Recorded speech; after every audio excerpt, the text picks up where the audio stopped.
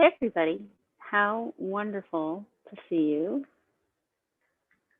And tonight we're going to talk about emotional eating. We're going to talk about why you do it. We're going to talk about how to stop it. And we're going to take the story away from it so that you can actually stop emotional eating within 30 or 45 seconds if you wanted to. So, emotional eating is the way that we use food to distract ourselves from feeling something uncomfortable. And the only time we feel something uncomfortable is when some part of ourself gets triggered. Some part of our brain is reminded of something that happened in the past. And when that happens, we get either a panic or a vague feeling of discomfort, or we just always try to avoid it. And the ways that we try to avoid feeling like we're off balance or we don't know what's happening or uncertain is that ourselves to distract us from feeling good. Now, actually, this would probably be okay if food was actually used in the way it's meant to. Delicious food is meant to help us feel loved, to help us feel like we value ourselves, like we care about who we are and what we believe. So food is neither good nor bad. It is every single food has benefits to it and drawbacks. And when you start to bring yourself into a place of centeredness, you can enjoy everything that you want to enjoy because you know intuitively when's the right time to eat it or what foods you should pair it with or whether right now you need to be eating this or it's more important that you take a bath. So food should be used as a way to make us feel good about ourselves, to make us feel like we're enjoying life, like it's a rich part of life. When we use food in that way, it heals us. When we use food as a way to cover up the knot in our stomach, or we use it to pretend like our chest isn't tight and we can hardly breathe. When we use food as a way to keep us in our suffering cycle, to keep us repeating that same pattern of feeling out of balance and not doing anything about it, and there's no judgment either way. A lot of times no one knew what to do about it, or we were lied to about what to do about it. You can use food, if you use it mindfully, to nourish yourself. Even the most horrible thing you can think of, ding dongs, Twinkies, Doritos, when used properly, they can nourish your soul. They can bring you back to health.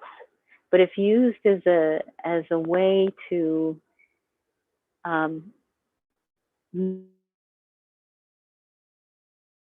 not do something that authentically makes us feel happy, that instead hijacks our system and takes it in the other salt or something to take us off balance, then it's not good for us. So what can you do? This is what I ask you, and I impress it upon every woman that I work with who struggles with emotional eating. What I want you to do is when you notice that you're doing the same thing you've always done, reaching for the same thing, the same chips, the same whatever, I want you to pause. And when you pause, I want you to do something that calms your nervous system down. Sometimes it's just putting your hand on your heart and waiting until your breathing starts to slow. Because just putting your hand on your heart tells your body to start slowing things down. Or maybe you rub your hands or your arms to calm yourself down. Havening is one of my favorites. It's almost everybody's favorite, to calm ourselves down. And then once you've calmed yourself down, see if you still want whatever it is you were going to eat. And some of the time you say to yourself, absolutely. In fact, a lot of the time I'll say to myself, absolutely, I want to eat this, but I only want to eat one because I love the flavor and I love the memory and I love how it makes me feel. And if I eat one, my body will be fine, because I'm not going into anaphylactic shock or whatever. You know what I mean? So food can be used to lift us up when it's used as a blessing, when that's the blessing before every meal that I was raised with in my Catholic family. We prayed before every meal. And it was that blessing that made the food sacred and holy and nourishing Because when we're shut down for whatever reason, when we're scared or stressed and we're emotional eating, our body can't digest it. It gets stuck. It makes us feel stuck. It hangs around. It doesn't nourish us. We can't even take in the nourishment because our blood vessels are contracted and our cells are contracted and we don't have enough exchange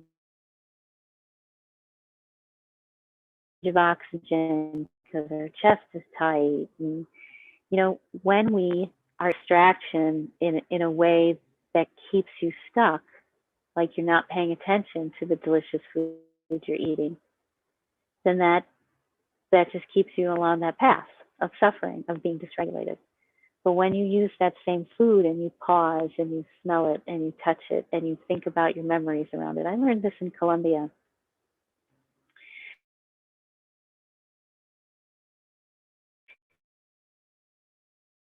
In Colombia, they taught me before I ate anything to think about the lineage, to think about the ruin in the soil, and this act of gratitude, like the act of a prayer before your meal. That act of doing that means that you have the ability to be nourished. You have the ability to reconnect with spirit. Emotional eating is you feeling disconnected from your higher self. And so the only answer when you're feeling disconnected from your higher self, and notice that you're doing that, is to do something that legitimately makes you feel good. Even if it's slowing down your eating, continuing to eat, but slowing down your eating and enjoying it, turning it into a sacred event, a loving event, a nourishing, caring, compassionate event, instead of one that's filled with shame and guilt. And when you do that, when you make that shift, literally your brain and your body heal itself. And you start losing the need to eat emotionally.